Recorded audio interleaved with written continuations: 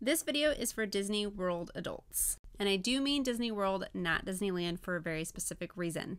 I'm going to give a quick shoe review about the Vessi waterproof shoes. Y'all at Disneyland don't really need these. This is not an ad. This is not a sponsored post. I bought these about 6 months ago and finally feel like I now have enough time to give an honest review because they are expensive. After wearing them for so long, I can say wholeheartedly that I do recommend these shoes, and we recommend these a lot to our clients when we are outfit planning for their trips.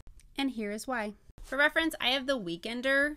They have a few different styles on the website, and I liked this one. I felt like it fit my style and looked like it would be comfortable for the park. I have worn these all day, multiple days throughout the park. It took me probably 2 weeks to break them in. They are, in my opinion, a wider shoe. I have a narrow, flat foot. The Weekender to me feels a little bit wide, which took some getting used to.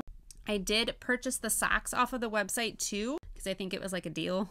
And I'm glad I did because I feel like the back of the shoe fits or sits pretty high. And so their socks are made to fit the shoe. And when I wear regular ankle socks, I feel like I get a little bit of a blister. Or I did then. I don't so much now that I've broken them in. Okay, so are they actually waterproof? Yes. However, after the great flood at Hollywood Studios back in like February, I decided to go ahead and bite the bullet and purchase these. I typically don't like to spend a lot of money on my accessories, but I will occasionally splurge for shoes. Because at Hollywood Studios when it was flooding, my shoes took like 6 days to dry.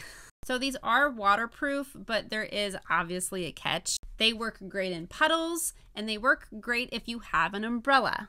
However, I learned last trip that when you get off the monorail and you just have a rain jacket on and the rain is pouring down, because I feel like they're a little bit wide, the rain got on the inside of the shoe and I still had soggy, wet feet.